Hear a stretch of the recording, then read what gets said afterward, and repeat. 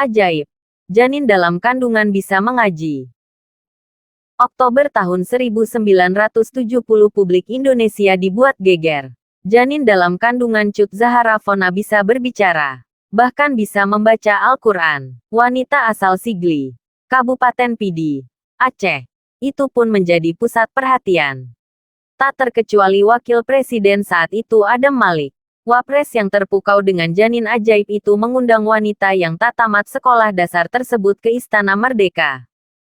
Di Istana Merdeka Adam Malik menempelkan kuping ke perut Cut Zahara untuk mendengarkan sendiri suara si janin.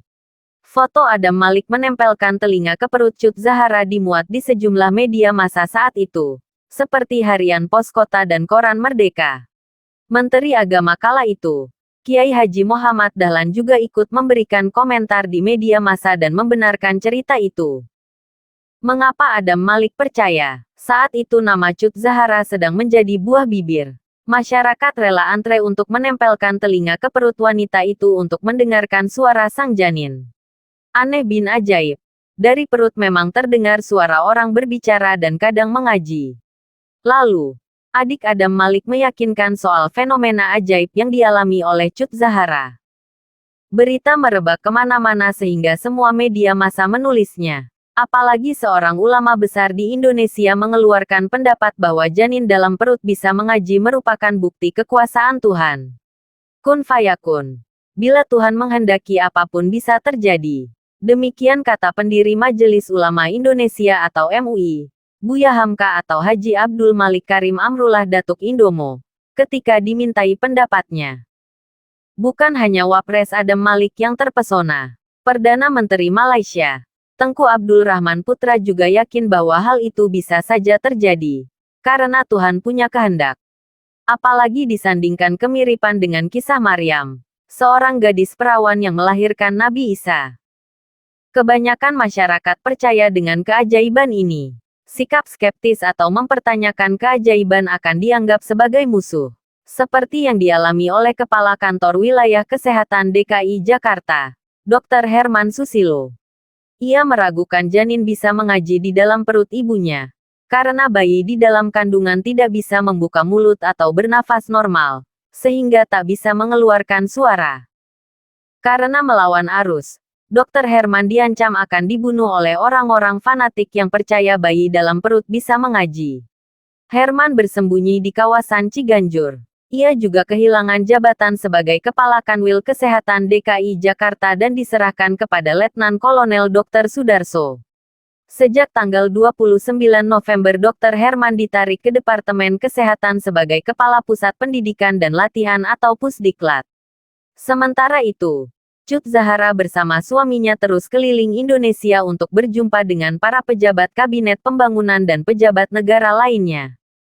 Namun, lambat laun sikap skeptis mulai bermunculan. Harian Kompas pada tanggal 16 Oktober tahun 1970 memberitakan tim medis Rumah Sakit Pusat Angkatan Darat atau RSPAD Gatot Subroto, Kejaksaan Agung, dan Polri turun tangan untuk menyelidiki kasus tersebut. Tapi, ketika tim dokter dari RSPAD hendak melakukan pemeriksaan pada tanggal 13 Oktober tahun 1970, Cut Zahara tak mau diperiksa. Ia meminta pemeriksaan ditunda hingga minggu depan. Sepekan berikutnya, tim dokter RSCM berhasil memeriksa Cut Zahara Fona. Tim dokter tidak menemukan tanda-tanda adanya janin di dalam rahim Cut Zahara. Terlebih, seorang dokter mengatakan, bayi dalam kandungan belum bisa bernapas normal sehingga tidak dapat mengeluarkan suara. Sementara itu, Panglima Daerah Kepolisian atau Kapolda Kalimantan Selatan, Brigjen Abdul Hamid Swasono, yang juga tidak percaya bahwa manusia bisa bicara di dalam air ketuban.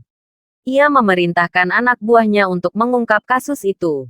Kala itu, polisi memburu Cut Zahara di Kampung Gambut, 14 km dari kota Banjarmasin, Kalimantan Selatan. Dari sana, polisi menemukan tape recorder di dalam pakaian Cut Zahara.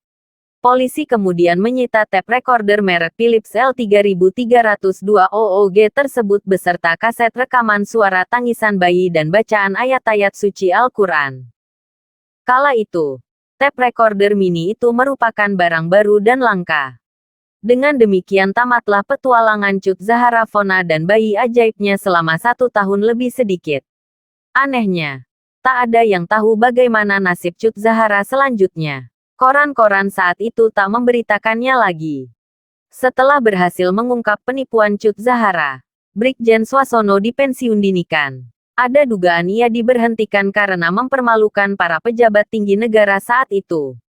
Tak lama kemudian, Brigjen Swasono meninggal dunia pada usia 52 tahun karena keracunan.